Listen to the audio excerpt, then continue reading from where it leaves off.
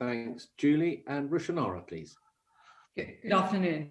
And I've got a number of follow-up questions, and then I've got one or two questions about supply chain finance, but I'm conscious that that's been covered a bit already.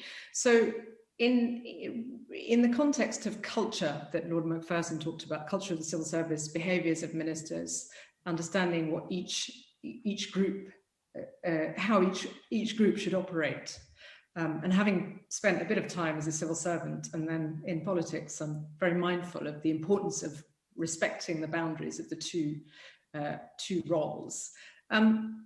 Do you think that in the light of the Transparency International report related to PPE contracts, which concluded that about 20% of COVID contracts last year that raise one or more red flags for possible corruption, and that the Greensill case is actually the icing on the cake, where what it shows is that the VIP lane, the special treatment of certain contacts connected to political parties and ministers in this case, and indeed the former Prime Minister, is actually going to amount to a radical shift in how our system of government and the world-renowned civil service that's respected is basically now under threat, because we have a number of people in government failing to respect those different roles. And is the inquiry that's being led, that's been announced, do you feel that that inquiry and the person leading that inquiry is going to do justice to all that's been exposed, both by the Greensill case and also the PPE contract and procurement contract scandals? I'll start with Lord Miners and then on to Lord Macpherson. We deal with an, thank you, Ms. Ali. A very good question. I think all the questions have been very good. Let me deal with the narrower question. I've known Mr. Nigel Boardman for 30 years. I've taken advice from him on more than one occasion. He is one of the top lawyers in the city, but he is not an appropriate person to lead this review. He's not an appropriate person for three reasons. Firstly, he's a non-executive director of the Department of Business. He stood down from that role, but he's going to rejoin. That's sort of half a foot out the door, the remaining 1.5 remaining in the door. Department of Business is the department that's cost the government more money with Greensill than any other single department. The accumulated losses from Greensill for the taxpayer, in my judgment, are going to be north of £1 billion, of which nearly a half will come as a result of the Department of Business's scheme to accredit Greensill as a lender under the coronavirus loan scheme. Secondly, so can I? Sorry, Lord yes. Miners, can I just clarify this point? The role of Greensill, this whole affair, is going to end up costing £1 billion to the taxpayer, is what you're saying? Oh, it's actually going to cost a lot more if you've got the externalities, the indirect cost, the cost of having to rescue the steel industry from its savior, Mr. Gupta, the costs of dealing with social implications of closure of plant if necessary, or the net present value of upfront subsidies to keep the steel industry in its current form operating. We're going to be talking about a figure I would have thought of somewhere in the region of £3 to £5 billion. But the direct cash out of the door relating to Greensill is going to be of the order of £1 billion or so, I would guess, on the basis of the current knowledge we have. Mr. Boardman is, I think, disqualified by virtue of being a non-executive director of the Department of Business. He's disqualified because he produced a report on procurement for the government a few months ago, which was such a whitewash that hardly anybody knows that it was actually published. It received nil public attention at all. And I think I personally thought that anybody on the committee is going to refute me and say I know it line by line. But I think that that was an example of a whitewashing type report, which is not what we need here. And thirdly, Mr. Boardman lobbied against the rather ineffective lobbying legislation that was introduced in 2011-2012. Very difficult for him to... Would I be correct in saying this inquiry makes a mockery of what's been going on? You've mentioned 1 billion direct costs of the Greensill scandal.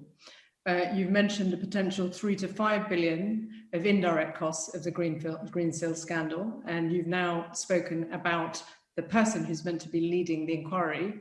That is frankly not the right fit for that inquiry. This seems to me like a mockery, not a serious exercise in transparency. What would you say? Well, I think if the identity of the reviewer appears to be compromised, that will forever damage the acceptability of the report that's produced. Mr. Boardman could well be a technical advisor to the committee, but I believe that the review that's being done, commissioned by the Prime Minister, should have been handled by a retired High Court judge or somebody from the commercial bench who would have been beyond any suggestions that he had side. I'm afraid, Mr. Boardman is on record as opposing legislation on lobbying. And this is one of the things he's being asked to look at. I also think the terms of reference are incredibly wide and the time horizon that's being given is incredibly tight. And so what we're going to get is, if the timetable is complied with, which I think we'll get a very superficial report. It's almost impossible to dig into all these many issues that Boardman has been asked to look at. But I say that without any hint of criticism of Nigel Boardman, who I think is an outstanding lawyer and individual. Thank you very much. Lord Macpherson, anything you want to add to this? And also I've got a specific question for you, which is related to the CLBILS scheme. So we've established so far that the Treasury and officials, despite the onslaught of lobbying and pressure and the multiple meetings, which frankly, I share your point about it being a nuisance. We've established that the Treasury averted that. But the fact is that on the 19th of May, the Treasury announced an extension to the maximum loan scheme size of the coronavirus large business interruption loan scheme up to 200 million. And subsequently, what we know is that in June 2020, the Treasury made the announcement to increase it. And Greensill used 80% of the scheme to lend firms connected with Sanjeev Gupta an estimated 400 million. So could you comment on whether you think there could be a correlation between the pressure that Treasury ministers were under and the number of meetings and the subsequent decision to extend that? And if you were approached by a Prime Minister, let's say Margaret Thatcher, or if you were serving in those days, or would you even expect a Margaret Thatcher or John Major or any other Prime Minister to approach the Treasury in the way that we've seen David Cameron approach the Treasury officials and ministers? Generally, Prime Ministers don't, former Prime Ministers don't approach Treasury. I mean, they do from time to time, usually to get some record relating to when they were in office, or if there's some freedom of information issue which is sensitive, you might get in touch with them. But I think this is a generational thing. I think politicians tend to retire younger, and so therefore are more likely to be in the commercial sector than they were. So it's unusual. Look, I don't claim to be massively au fait with the CL bills system. Clearly, Greensill did get access to that. As I understand it, his access was capped, although he clearly found ways of exploiting it, going beyond those caps. And I think you'll just have to ask the Treasury when the time comes what informed the judgments, what were the relative roles of the Treasury, the Department for Business.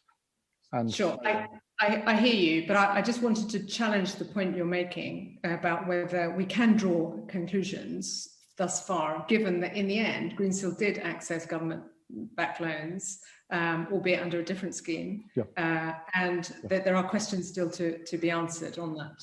Well, no, I mean, look, clearly there are questions to be answered, but the judgment of officials appears to have been that it fell within the Greensill fell within the ambit, and you know, was pressure applied?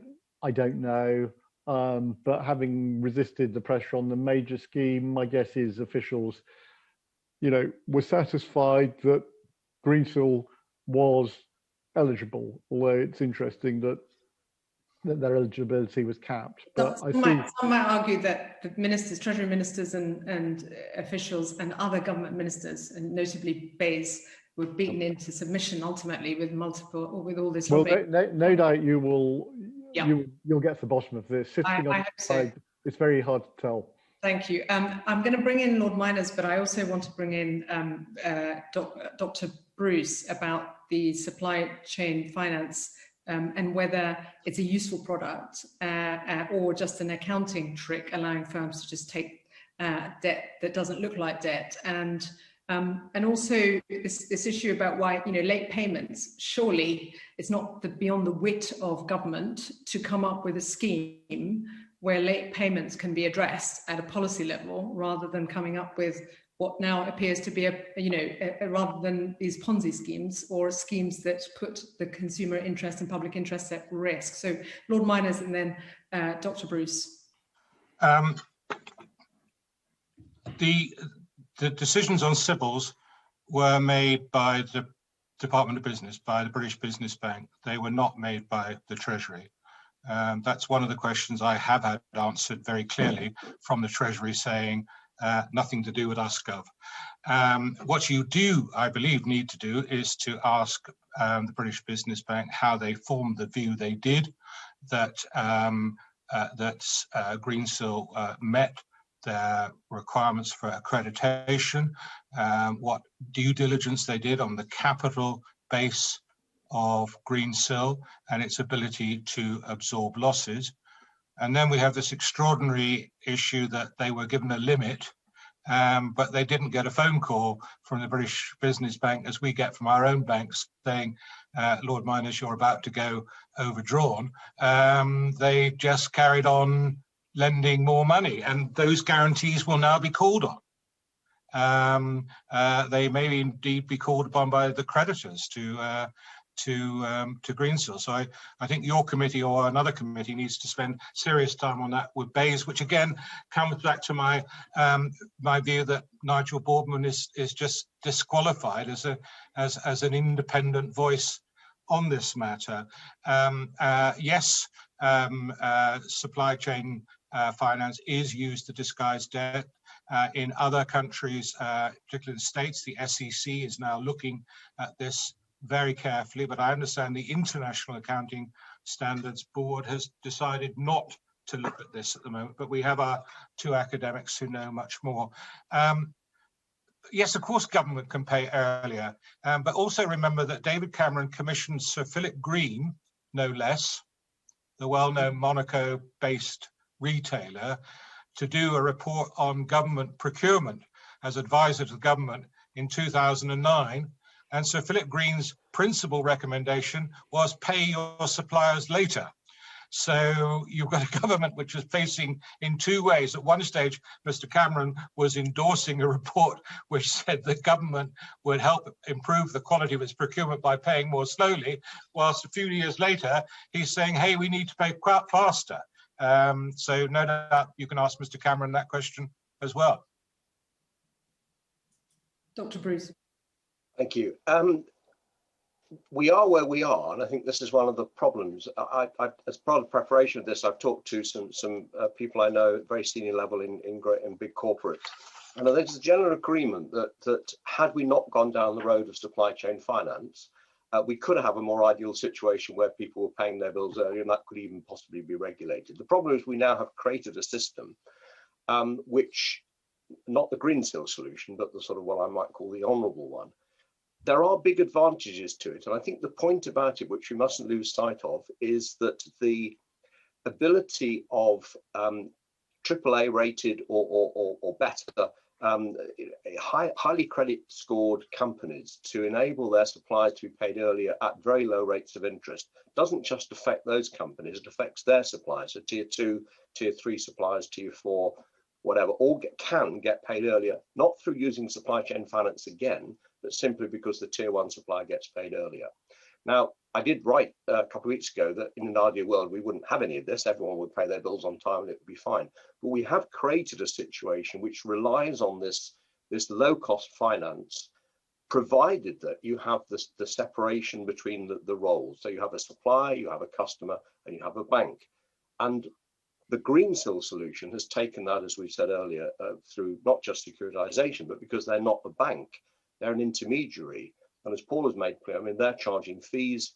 The bank is also charging fees and discount rates and so on. So it ends up being more expensive to the suppliers. I think trying to prevent this going any further is a tricky issue. But one of the issues about how you control it is how far do you go. When we had the Tesco issue where they were effectively using accruals in a different way and forecasting money coming in and declaring that as profit. And Grant Thornton, not of Tesco, but made the general point that audit isn't about detection of fraud. Now, I'm a management accountant, not a financial accountant, but I found that an incredible statement. But let me give you a very simple example. If you have a system, let's imagine we have a toilet and you have a toilet cleaner. You have a thing on the wall that says when the toilet is supposed to be cleaned and someone ticks it. So if you do an audit, you can say, is there a system? Yes. Is the person doing it being trained? Yes. Unless you go and observe, you don't know that that's being followed. And if we use that as a parallel, one of the problems about detecting what's going on is the level of granularity you can get in determining to what extent these things are being done. And I think transparency is very important, absolutely essential, but how you enforce it is really difficult.